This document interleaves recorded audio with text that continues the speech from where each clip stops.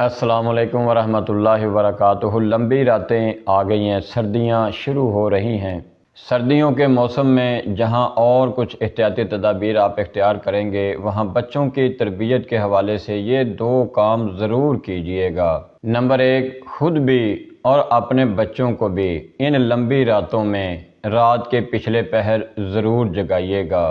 انہیں اپنے خالق سے 1 to 1 ملاقات کا موقع ضرور فراہم کیجئے گا۔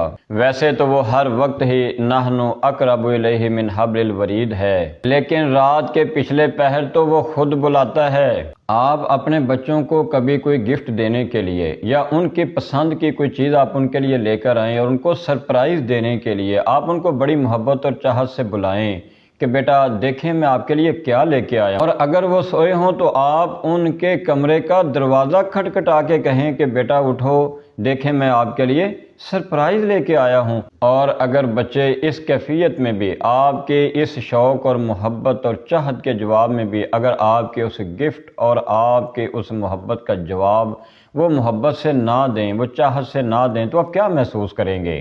وہ خالق اور مالک تو روزانہ رات کو پچھلے پہر ہمیں بھی، ہمارے بچوں کو بھی، ساری انسانیت کو، ہر انسان کو وہ بلاتا ہے، وہ پکارتا ہے کہ اٹھو، جو چاہتے ہو مجھ سے لے لو، جو مانگنا ہے مجھ سے لے لو، جو گناہ، جو برائی، جو خامی، جو کوتاہی معاف کروانا چاہتے ہو معاف کروا لو۔ اور ان لمبی راتوں میں کرنے والا دوسرا کام، بچوں کی تعلیم کے حوالے سے پچھلے پہر کی نماز، دعا اور عبادت کے بعد بچوں کو مطالعے کی، بچوں کو پڑھنے کی عادت ڈالیے۔ اپنے سلیبس کی بکس پڑھیں، اپنے امتحانات کی تیاری کریں، کچھ جنرل مطالعہ کی بکس پڑھیں، قرآن مجید کا ترجمہ پڑھیں، کچھ بھی پڑھیں، کچھ بھی سیکھیں۔ رات کے پچھلے پہر اس وقت یاد کرنا، یہ اس قدر قیمتی وقت ہے، یہ اس قدر انتہائی ویلیویبل ٹائم ہے، یہ پرائم ٹائم ہے بچوں کے لرننگ اور آموزش کے حوالے سے۔